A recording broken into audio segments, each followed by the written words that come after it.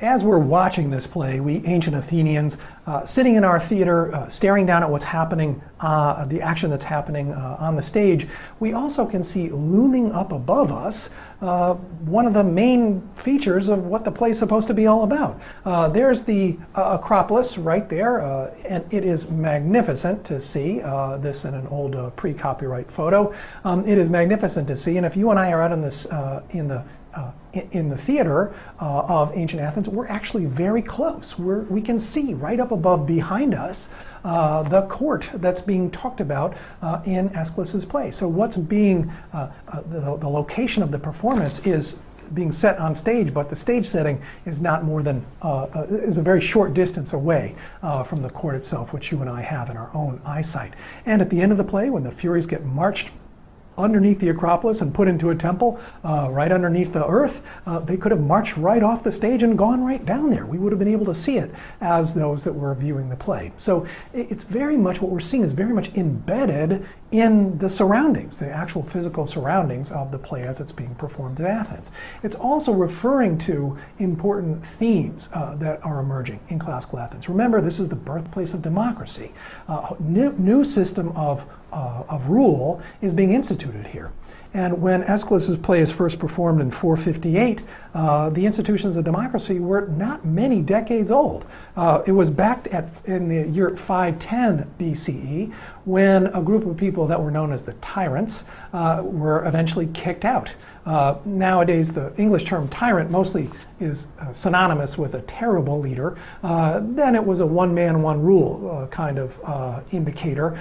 Some of these were worse than others, but the tyrants were these one-man, one-rule kind of system. And for for centuries, they had ruled ancient Athens. With the advent of democracy, they're kicked out, and a new system is put into place. This new system has obvious strengths to it. I don't need to rehearse the benefits of having a democratic system of justice, democratic system of society. The goodness of this system is constantly being tested over history, and that's of course the right kind of thing, and presumably democracy has its own arguments to justify itself. But it's surely, at the time it's forming in ancient Athens, a new form of ways of doing things, and it needs to have a kind of argument built into the play for it. And we can see in Aeschylus's treatment of this new system of justice a reference to what's happening in the democratic society around him. Remember, Athena at line 696 endorses this new form. She talks about no anarchy, no rule of a single master. Thus I advise my citizens to govern. So she jumps right in and says it's time for just the citizens to be governing. And part of governing is going to be taking over questions of justice in a citizenry-based place of arbitration. So we're going to remove what had been the purview of these ancient beasts, the Furies, following the blood and attacking and counterattacking and revenge. We're going to move that away and put it into a court of justice that's run by a group of people like you and I. Now, in order to talk about the virtues of this way of making things work, and Aeschylus surely does that, we also have to understand some of what was different about this system, and in new and different things there's always some kind of thread. The old order, for example, had a strong basis in traditional ties. Ties of family and clan were what were thought to be most important.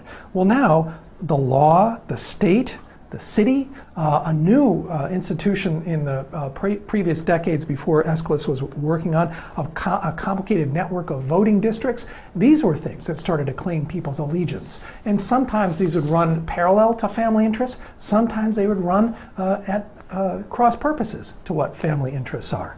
The old system, in other words, had certain kinds of benefits. It was based on a tradition of family ties that was clear, it was easy to understand. All of us would endorse family ties as being an important thing. So it seemed as though things in moving to this new system of justice, we're going to have to give some things up. In order to try to get a grip on what that is, I thought I'd just toss out a thought experiment for you, two possibilities. Imagine that there is a situation where a son does something wrong. A father comes in and punishes the son. Just thinking myself to my own situation, if my father came along and decided that he wanted to punish me, well, I would kind of just have to take it. I would have to sit back and say, well, here's my father punishing me. This is what dads do. And I might disagree. I might say, oh, this, of course, dad's got it wrong. He didn't understand the whole context. I'll try to state my case later, but I know I'm getting punished now. I might think that the father is wrong, but I'm never going to say this father has no right to punish me, his son. Of course a father has a right to punish the son. That just goes with the territory. That's kind of built into the order of things. Again, I might disagree with what's happening. I might resist. I might struggle. I might toss up my hands. But in the end, I kind of know that this is something that I just sort of understand. That's just the way things are. Fathers have the right to punish sons. Now imagine if I've done something that's a little sketchy, a little wrong, and I'm walking past some stranger. And the stranger says to me, you've done something bad. Let's say I jaywalked across the street. And the stranger comes up to me and says, now I'm going to punish you, and starts to give you a punishment. What right does a stranger have to punish you? Now, if your father wanted to punish you for jaywalking across the street, you just sort of have to take it. The stranger wanting to punish you for jaywalking across the street, who are you to get involved in my business? You don't understand anything about me. I don't owe anything to you. You're just a person just like me. What's your position of authority for you to be in a position of punishing me? Now, imagine that our thought experiment moves away from issues of not all that much consequence, where you get things that are socially awkward happening. Imagine that it moves into a venue where the thing that's being punished is something of great consequence and great import, for example, a murder. And imagine that the punishment is hugely consequential. It may result in the depriving of a person of their fortune, of their family fortune. It may be involved in them depriving of their freedom, to lock them up for years and years. Could be even depriving them of their own life. They could get a punishment that takes their own life.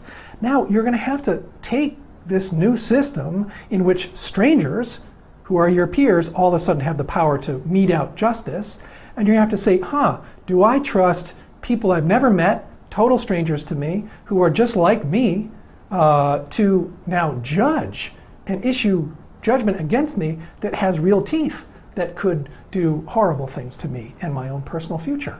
Would I rather have those kind of situations being decided within my own family, where people know me, they know my strengths, they know my weaknesses, they surely know what contexts there are, they're going to give me the benefit of the doubt as best they can, they have a long-term connection with me? Wouldn't I want them to decide what the appropriate punishment is for me, rather than some stranger?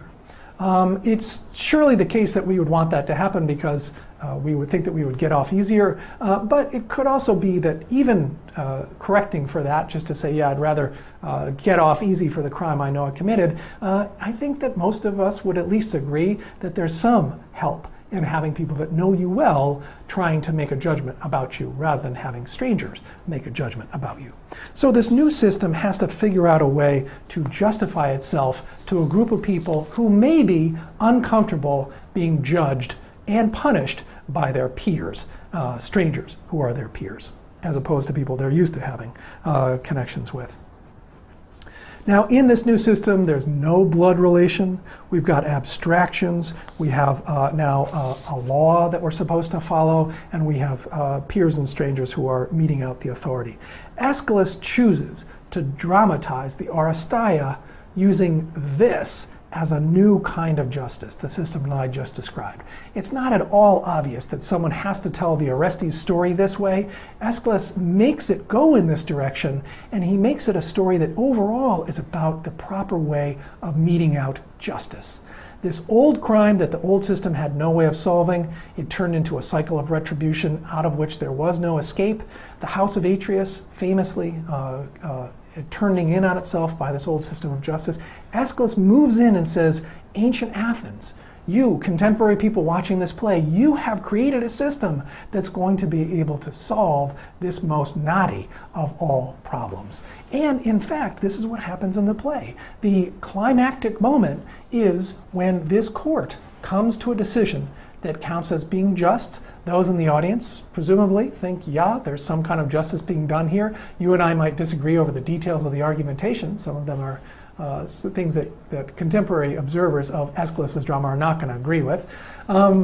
But we've got a system that's being set up, and if we're classical Athenians at least, we're watching this saying to ourselves, you know, there is some promise to this new system. It can even solve this old crime, or this old question of justice. Even more important, it takes the old system of justice based on the Furies and blood, and it gives them a new role. It builds a temple for them, puts them underneath in the chthonic area as the kind of business end of this now human, this human court centered at the Areopagus.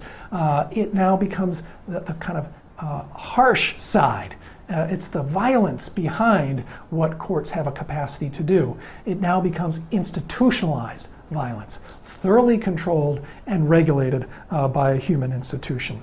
All of this, in the end, is authorized by Apollo and Athena. The Olympian gods are overseeing the whole process, and you and I, as Athenians, get to watch our court being shaped before our own eyes and having it solve something that even in mythic times people were not wise enough to solve.